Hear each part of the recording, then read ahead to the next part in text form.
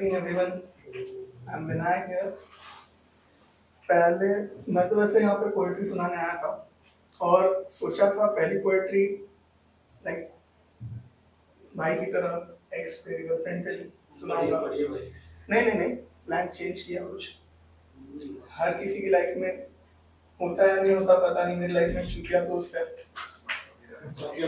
हाँ, हर वक्त खड़ा रहता है मेरे साथ आया है, आज नाम भी से ठीक है।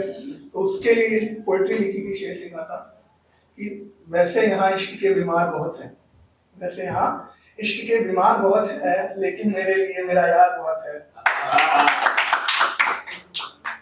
और ये कुछ भी कर ले कांड हो जाता है, ये कुछ भी कर ले कांड हो जाता है, क्या करे बेचारे कलाकार बहुत है।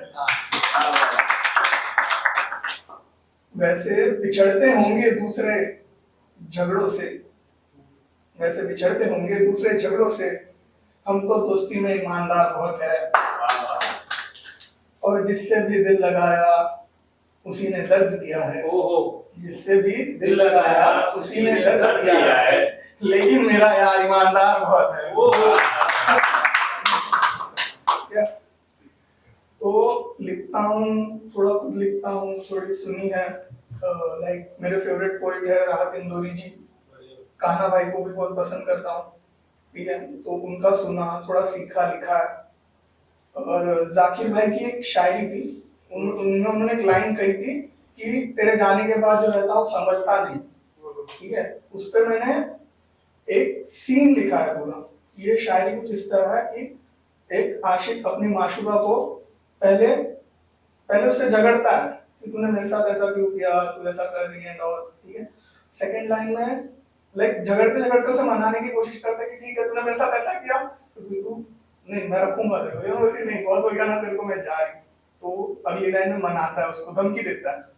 तो टाइटल है लेते आना, ठीक है। तो शायरी कुछ इस तरह है कि अब की बार आओ तो थोड़ा वक्त लेते आना, अब की बार आओ तो थोड़ा वक्त लेते आना, मिलोगे हमसे खुद को कम वक्त लेते आना, जो लाओगे कुर्बत तो मिलेगा सुकून, न ला सको गाली भले गम लेते आना।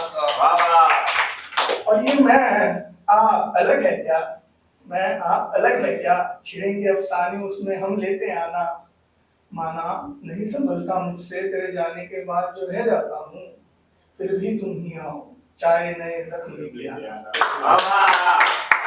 तो इतना कहने के बाद भी दाल नहीं गली भाई धमकी दे रहा है, ठीक है नहीं आओगे नहीं रहना। तो भाई कहता है कि ठीक है तो अब की बार आओ जरा ठहर के जाना, अब की बार आओ जरा ठहर के जाना, आखिरी मुलाकात की 2 प्याली चाय सजाई है, और जाओगे रुखसत होकर कप में जहर देते जाना, मेरी कब्र तैयार है तेरे लिए गुलाबों से सजाई है। और फिर तुम आना मेरे जनाजे पर, तुम आना मेरे जनाजे पर, एक आखिरी हसीन मुलाकात होगी, मेरे जिस्म में जान बेशक ना हो, मेरी जान तो मेरे जिस्म के पास होगी। तो अगला शेर अर्ज किया है, बड़ा प्यारा सा शेर है। टाइटल कुछ इस तरह है इसका कि गुस्से में, आपने बादल भाई का गुस्से में सुना है, लाइक एक परिंदे का घर तोड़ा पाप कमाया गुस्से में, बड़ा फेमस शेर है। मैंने वो सुना था, उसे मैंने अपने वे में लिखा है, ठीक है। ताजा 1-2 दिन ही हुआ है, आपको सुनाता हूँ, शायद आपको अच्छा लगे।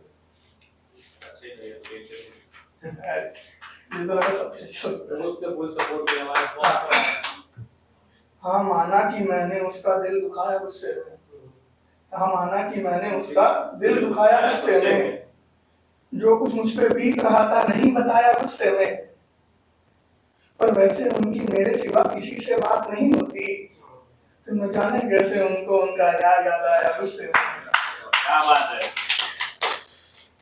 फिर कैसे उनको न जाने उनका याद आया गुस्से में, और मैं जाने देता अगर ये बात एक बार की भी होती, पर उन्होंने इस बात को घड़ी घड़ी दोहराया गुस्से में।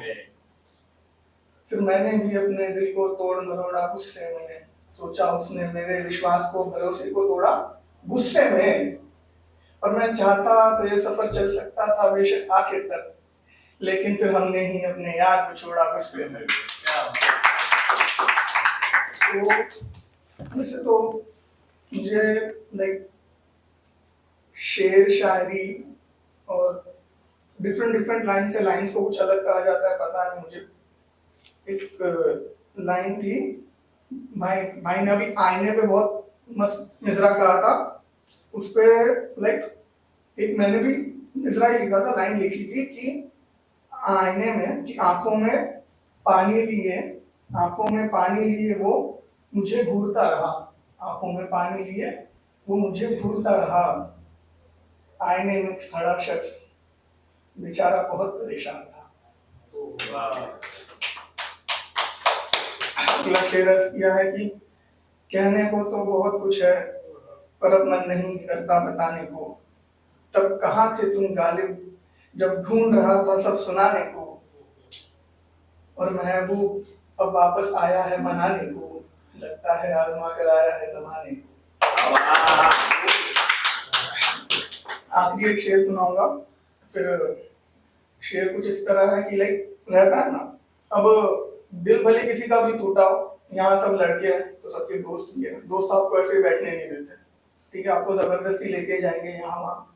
ऐसी एक शेर लिखा था कि महफिल सजी थी यारों की मुझको भी बुलावा आया था, महफिल सजी थी यारों की मुझको भी बुलावा आया था, कैसे न जाते हम गालिब उनकी कसम देकर जो बुलाया था। कहने को जब कुछ कहा गया, कहने को जब कुछ कहा गया तो ख्याल उन्हीं का आया था, फिर लफ्ज जोड़ जोड़ कर हमने दिल का दर्द सुनाया था, फिर लफ्ज जोड़ जोड़ कर हमने दिल का दर्द सुनाया था, तब नाना करते आंखों से उनकी यादों के आंसू बिखर गए, जो समझ गए वो रहे खामोश, बाकी वाह वाह करके निकल गए। एक और सुनाओ, आप सुनना चाहेंगे? आप सुनना चाहेंगे तो सुना दो। तो ये कहा, ये जो शायरी है ना, ये बहुत इसके पीछे कहानी है। लाइक ऐसे झगड़ा हुआ था मेरा उनसे, तो उनको चांद पसंद है, उनको चांद पसंद है, तो मैंने सोचा मैं चांद पर पोएट्री लिखूंगा। टाइटल दिया था उससे चांद पसंद है, मेरी पसंद को चांद पसंद है, और मैं चांद ढूंढने निकला, गैलरी में गया, चांद नहीं दिखा।